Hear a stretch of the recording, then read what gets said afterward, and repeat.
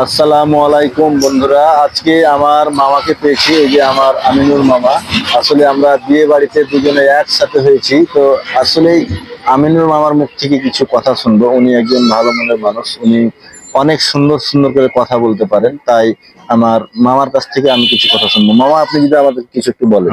ঠিক আছে মামা, আসসালামু আলাইকুম। সুবিধা শ্রোতা যারা আপনারা লাইভে আছেন, যে দেখছেন আমাদেরকে, আমি একটা শুধু কথা বলবো, যারা প্রেম করে ছ্যাঁকা খেয়েছেন তাদের মনে যে বেদনা, যে কষ্টটা, কত যে দুঃখের যারা করেছে তারাই কিন্তু জানে। না পাওয়ার বেদনাটা তারাই জানে। তারাই জানে।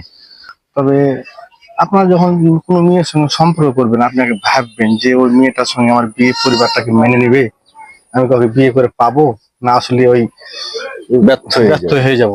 এই জিনিসগুলো আপনারা ভাববেন, তারপরে ওই মেয়েটাকে অফার করবেন, কি যেভাবে প্রেম করবেন। আপনার এই জিনিসটা কিন্তু অবশ্যই 100 বার ভাবতে হবে, নাহলে কিন্তু সারা জীবন যতদিন পর্যন্ত না মরবেন, কষ্ট ততদিন পর্যন্ত আপনার ভিতরে একটা যন্ত্রণা জ্বালা কাজ করবে, যে জ্বালাটা মানুষকে দেখাতে পারবে না, নিজে নিজে পুড়ে পুড়ে শেষ হয়ে যাবে। এটাই কিন্তু সত্য কথা। এটা যারা পায়নি তারাই কিন্তু জানে প্রেমের বেদনা, দুঃখটা কি। তবে অবশ্যই আমার কথাগুলো একটু আপনারা শেয়ার করে দিবেন।